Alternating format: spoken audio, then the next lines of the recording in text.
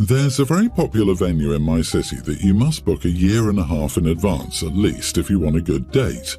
I put down a non-refundable deposit on the venue about 1 year ago. My ex-fiancée had her heart set on that place and had her wedding pictures done there. I would have done anything to please her. She did not reciprocate.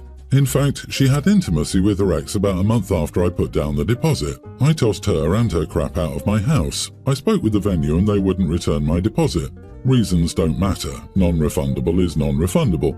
I admit I was a little petty here and I asked how long I had to put down the rest of the fee. I decided to wait until the last minute to cancel or even see if I could work with a wedding planner to transfer the date. As luck would have it, I ran into a woman I'd briefly dated and it had just not worked out due to her taking a job out of province. I asked her out for coffee and we caught up. She'd just moved back to her old company. She's an only child and hates being far from her parents. She got a bigger raise by leaving her employer, moving away for 2 years and then coming back than she would have if she'd just stayed local. It was such an easy conversation and we basically started dating immediately. I was 100% honest and told her I'd just dumped my ex about 2 months earlier and why. She said she understood and had thought about me a fair bit while she was gone. Long story short, she is who I belong with. Her parents are like me, my parents love her. She isn't perfect and I'm far from it myself, but both of us are willing to talk stuff out and compromise.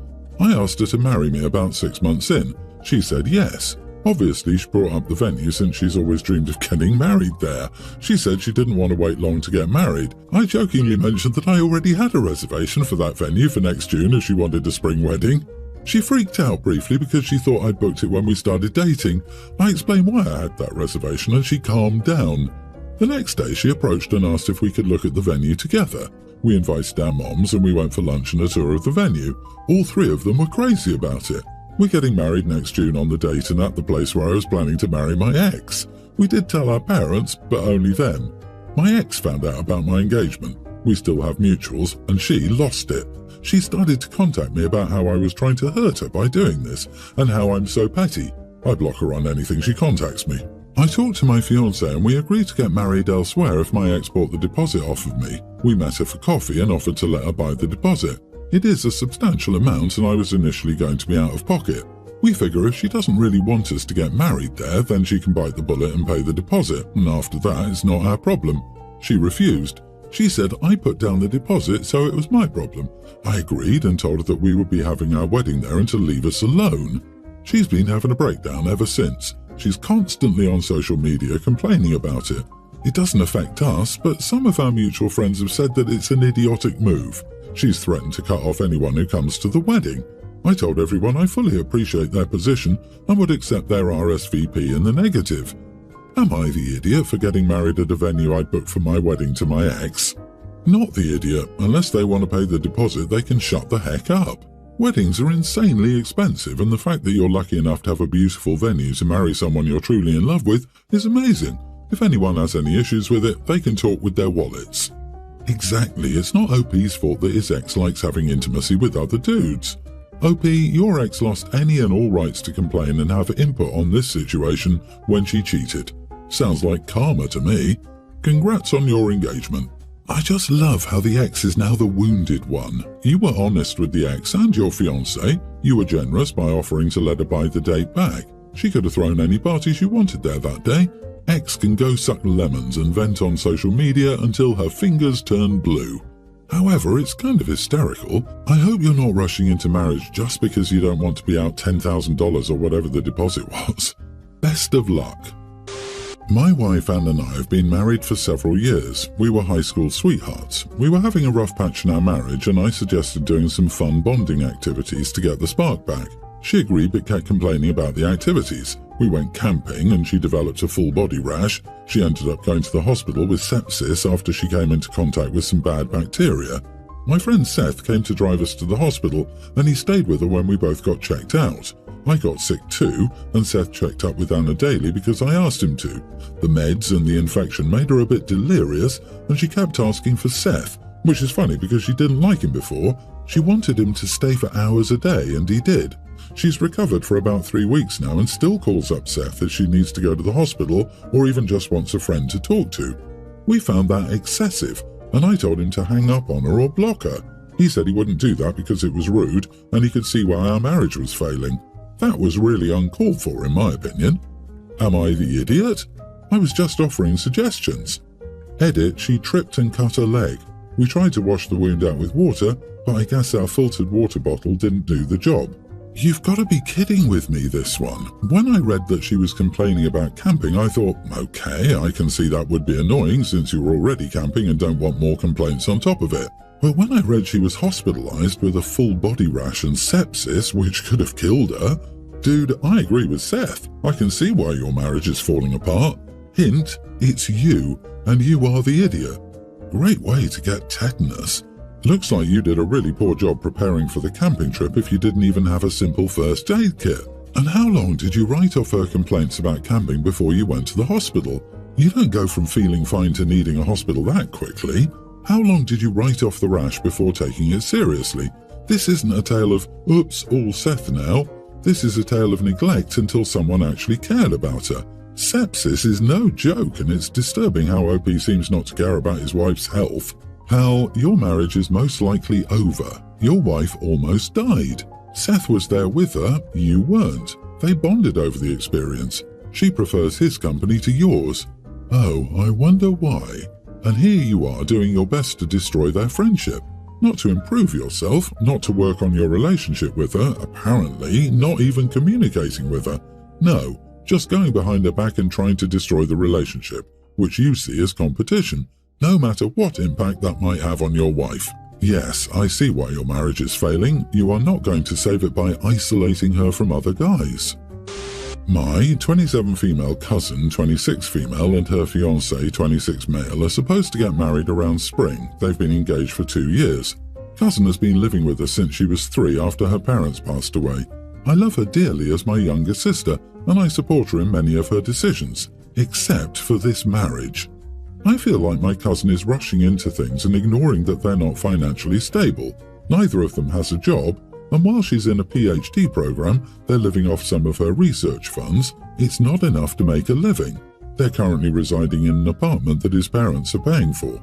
To be fair, I never approved of their relationship, even when they were dating, and I haven't softened up on him yet. I've been vocal with her about wanting them to break up their relationship, and now they're engaged.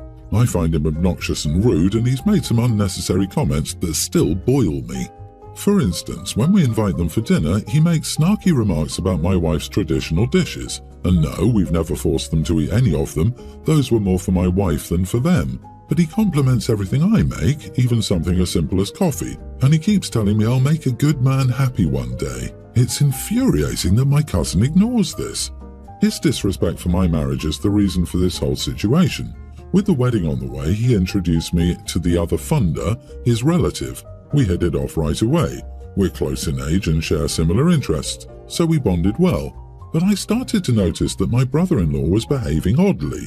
For instance, he would try to give us space to be alone or hint that we were a natural couple. I had to tell the other person that I had a wife, and what he told me in return shocked me. Brother-in-law has been going around telling his family that I'm getting a divorce because my wife cheated. The sheer audacity of this man baffled me. I left and withdrew my funds without saying a word to anyone. After cooling down, I informed the couple, my wife, and my parents of what I'd done and why. My cousin called me crying and begging for the funds, but I told her no. If she can't afford a wedding, then don't have one. My brother-in-law has resorted to calling me names and is getting his parents involved in it as well. My parents are okay with it, as it's my money. But my wife, although she's angry with what brother-in-law did, doesn't support my actions. She's worried about my sister. Whether I withdrew the funds or not, they wouldn't get married and stay family with us, which would only cause a rift with my sister. While I understand her point, I don't see why I should support the marriage of someone who doesn't respect mine. So am I the idiot for withdrawing funds because my future brother-in-law slandered my marriage? Not the idiot, he sounds awful. Given how repeatedly disrespectful he's been, I think you've every right to refuse any funds. It could definitely cause a rift with your cousin, but I personally think that it would be better than enabling the situation. Rifts can be resolved over time if they occur, but enabling bad behavior is tough to crack, and your brother-in-law needs to face the consequences for his actions. And why were you funding it anyway? And he's so darn disrespectful of your wife, I wouldn't allow him into my house and I wouldn't go to their wedding. Use the money to go on a nice holiday instead. This man is abusive and really, really dumb. He let his colours show too early. He should have waited till you'd paid before he so grossly insulted you. Will they stay family? So what? I go low contact with anyone who supports him. I'm a bit worried about your wife defending him. I don't understand how your sister can stand idly by and watch you and your wife be treated this way. Does she respect your wife? If you and your wife are truly set on helping your sister out, you both sound incredibly generous, maybe the wedding money could now be relabeled as helping her get back on her feet when this inevitably crashes and burns money. One of my brothers adopted a tween boy 20 years ago, my nephew, who we'll call Kyle. Kyle was fine at first, but then he started acting out. He yelled at us and told us we were not his family whenever we tried to talk to him or include him in something. Once, when he was 16, I invited him to watch a movie with me, and he started screaming at me to leave him alone, telling me I wasn't his uncle and never would be. This continued in his 20s, and once he was 21, he went no contact with all of us and asked us to leave him alone. Later, we heard he changed his name and surname because he didn't want to be considered one of us. I must admit that these last years without him have been really nice and drama-free, and we all enjoyed it. A few weeks ago, Kyle decided to reach out to his parents asking to be a part of the family again, which is cool, I guess. The problem is that he'll hardly talk to any of us or even answer any questions when we try to talk to him. It's exhausting, and I'm so sick of his behaviour I just wish he'd leave again. He's always sulking in a corner and not talking to anyone is considered an effort now. Even his parents are tired of his crap. So, a few days ago, when we were all together, we wanted to take a family photo. We took a photo with all of us, and then I asked Kyle to step out of the picture so that we could have a family picture without him. Of course, he started yelling at me and calling me names, but he's made it clear multiple times that he's not one of us, and I just wanted a picture with my real family. So, am I the idiot? I'm going to assume that Kyle's circumstances were difficult, like even tragic, given that he's adopted, and whilst that doesn't give him a free pass for the rest of his life, it does warrant special consideration. And so, you've got a young child, taken into care, adopted into a new family, who then acts out. Shock horror. Who would have thought such a thing might ever happen? And now you, the then adult, have carried that grudge, first fostered against a 10-year-old child, into the present day, and exclude him from presumably the only family he has. That makes you the idiot, and suggests that you have a serious deficiency in empathy. I disagree, everyone's the idiot. Him always sulking in a corner and not talking to anyone is considered an effort now. Even his parents are tired of his crap. Dude is 30 years old, not 15 anymore. If he's being irritable and passive-aggressive, I fully understand people being fed up with it, especially after trying to interact with him. Nobody comes off great here, but at the same time, I understand that it isn't an easy situation for any of them. Not the idiot. If he was still 10 or even 20, I'd say it's an idiot move, but he's a full adult at 30. He should be aware enough to recognise that you can't treat people like crap for over a decade and then expect every one of them to welcome you with open arms immediately when you just announce you're going to stop being an idiot. His reaction shows that he doesn't accept any of the natural consequences of his behaviour. He only blames others and attacks them for not giving him what he thinks he's entitled to. I've said it before and I'll say it again. To have family, you gotta be family. He hasn't acted as family to you by his own free choice as an independent adult and not just a moody child.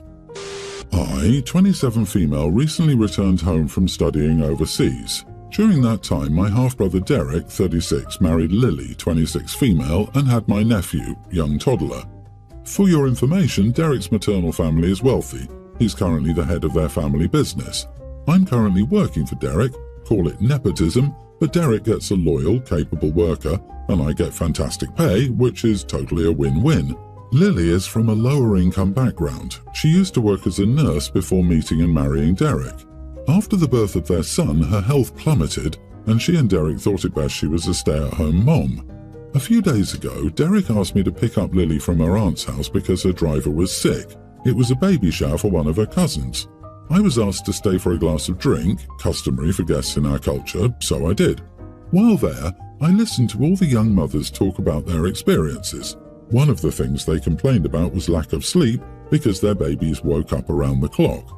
Lily was quiet until a cousin asked her how she coped with waking up at night.